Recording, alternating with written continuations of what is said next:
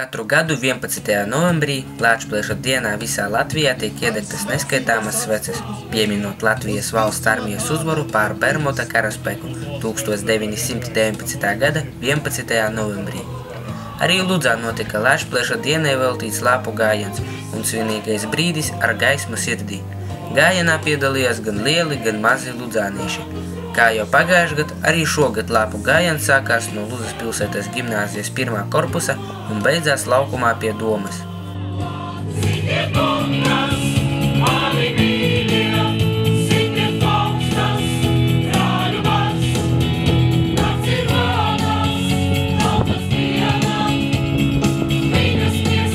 Ik katram, ikvienam es jums saku paldies.